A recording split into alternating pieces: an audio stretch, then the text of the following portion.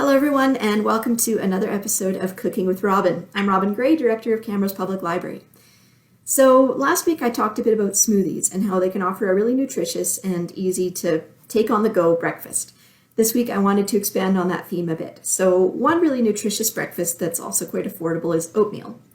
But if you're on the go and don't have time to make oatmeal in the mornings, then a really good option is overnight oats. So I'm going to highlight today a blog called Minimalist Baker by Dana Schultz, and she has this cookbook, but the recipes I'm making today are right from the blog. So she has one entry where she talks about peanut butter overnight oats. So the basic components for any time you're making overnight oats is half a cup of rolled oats, half a cup of milk, whatever type of milk you want to use, and 3/4 of a tablespoon of chia seeds. So then from there, her peanut butter overnight oats call for 2 tablespoons of peanut butter or almond butter, as well as 1 tablespoon of maple syrup.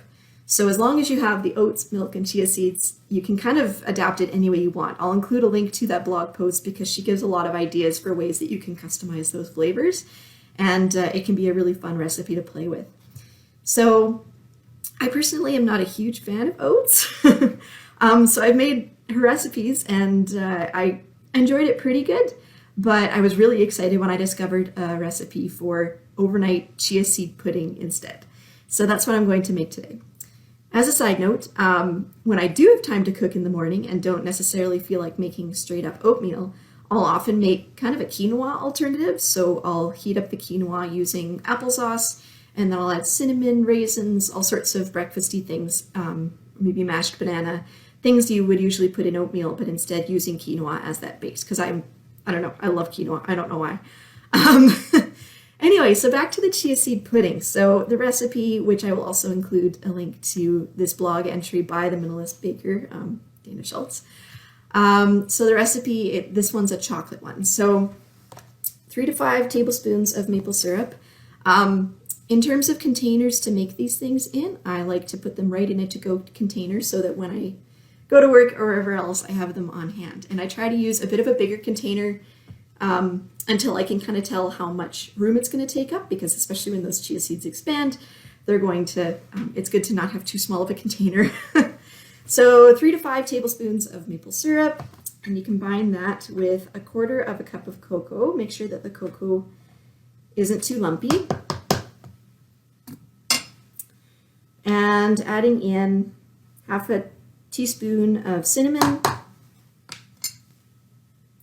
half a teaspoon of vanilla,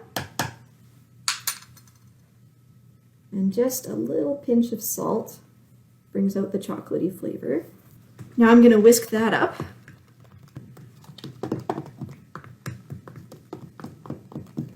And once it's formed a bit of a paste, then you can slowly start to add the milk.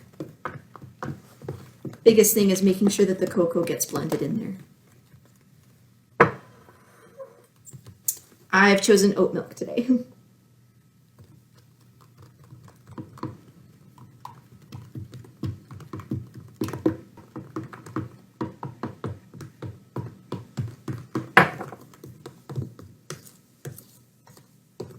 So once that is smooth and at the consistency that you want it, then you're going to add your chia seeds, about half a cup.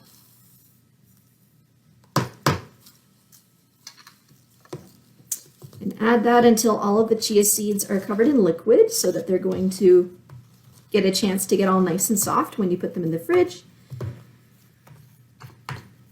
And then I personally like to add some frozen blueberries. And I know last week I talked a lot about frozen fruits and vegetables.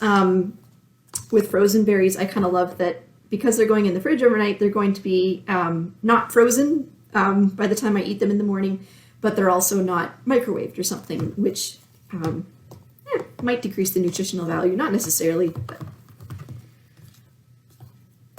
Or, of course, you could add fresh blueberries or any other type of fruit or dried fruit. The possibilities are endless.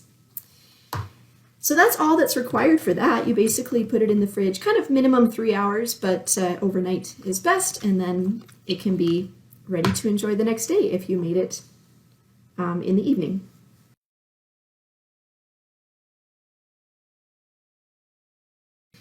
So once I made this recipe, I kind of started to experiment a bit more, and So I really like this 3-seed mix from Bulk Barn that I mentioned last week. So it's hemp seeds, chia seeds, and flax seeds instead of just chia seeds.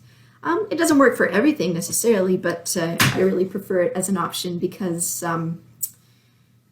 all 3 of those different seeds kind of offer different proportions of different nutrients. So by adding all 3, you get a variety of nutrients.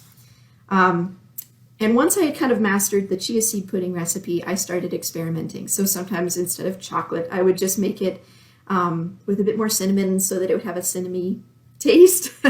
And like I said, adding dried fruit, adding any types of fruit that you want.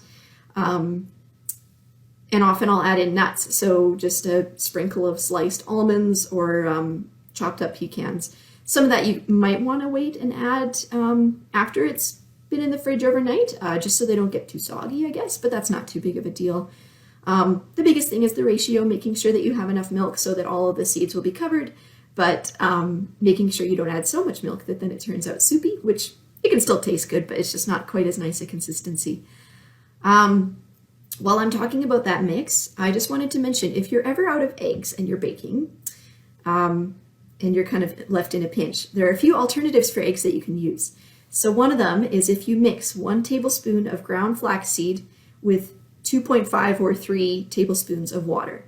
So mix it up and leave it for a few minutes to make sure it gets nice and gluey, usually about 5 minutes. And then you can add it into your baking in place of 1 egg. Or same with chia seeds, about 1 tablespoon of chia seeds to 2 to 3 tablespoons of water, and that gets nice and gluey.